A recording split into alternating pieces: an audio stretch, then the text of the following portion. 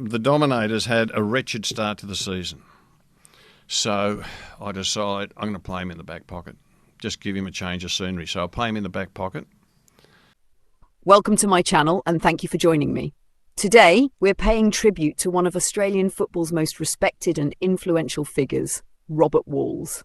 A legend of the game, a premiership hero, a tough yet visionary coach, and a revered media voice, Walls has passed away at the age of 74 after a lengthy battle with cancer. In this video, we look back at his extraordinary life, his lasting impact on the AFL, and how he chose to leave on his own terms, surrounded by loved ones. Robert Walls, a Carlton icon and member of the AFL Hall of Fame, has died peacefully at the age of 74 after choosing voluntary assisted dying following a terminal cancer diagnosis. After a courageous fight with acute lymphoblastic leukemia that began in late 2023, Walls made the deeply personal decision to take control of his final moments, passing away surrounded by his sister Annette and his 3 children. His son, David Walls, shared that his father had made the decision around a month prior, influenced in part by the painful memory of his wife Erin's passing from lung cancer in 2006, a period during which Robert was a devoted caregiver. David noted, he did an enormous job, and I think that may have influenced his decision as well. The AFL released a statement acknowledging his incredible strength, noting that Robert spent over 250 nights in hospital during his 2-year battle and chose dignity over prolonged suffering. In his final weeks, he spent quality time with family and close friends, opting for connection over further treatments. Robert Walls' connection to football spanned generations. He played 218 games for Carlton, kicking 367 goals, and was part of 3 premiership teams in 1968, 1970 and 1972. He made his debut as a 16-year-old against Hawthorn and famously kicked a goal with his first VFL kick. In the 1972 Grand Final, he kicked 6 goals and was named Man of the Match. After stints in 2 losing Grand Finals and a move to Fitzroy, he wrapped up his playing career with 259 games and 444 goals. From there, he transitioned seamlessly into coaching. Walls coached Fitzroy for 5 seasons before swapping places with David Parkin to return to Carlton. It was during his time at Fitzroy that he introduced the Huddle, a tactic that changed how teams moved the ball from kickouts, something that shaped modern footy.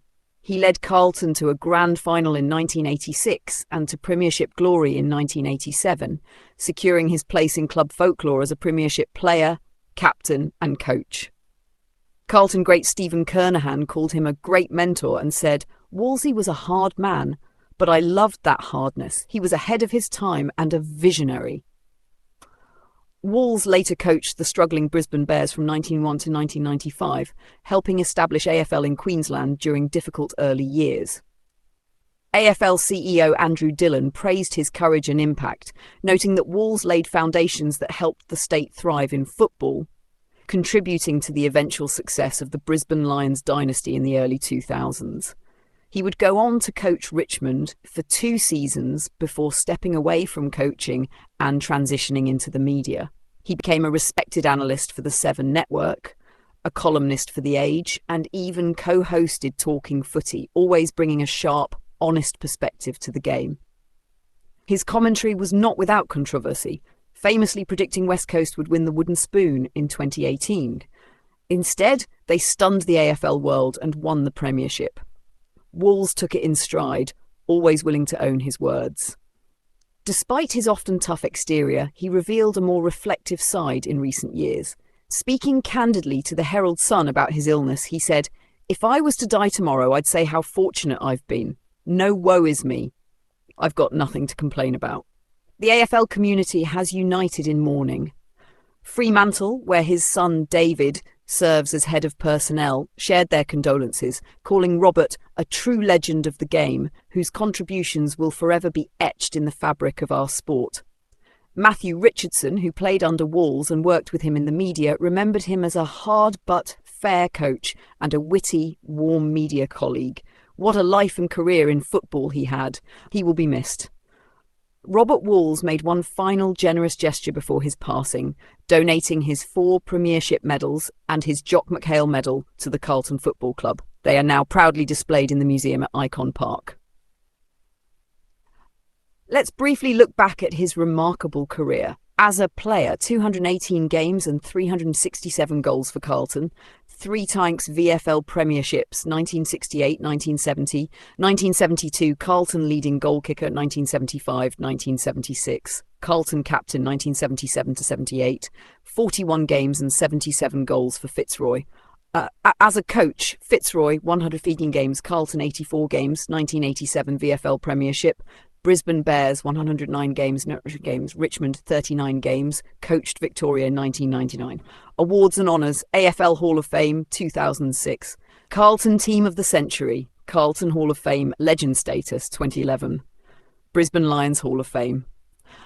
Robert Walls was more than a football figure. He was a trailblazer, a mentor, a fighter, and a straight talker who helped shape the game we love. From a teenage debut to Hall of Fame status, his journey is a testament to grit, vision, and love for the sport. Thank you for watching. If you found this tribute meaningful, please leave a like and share your thoughts or memories of Robert Walls in the comments. And don't forget to subscribe for more stories that celebrate the legends of our game. Take care, and I'll see you in the next video.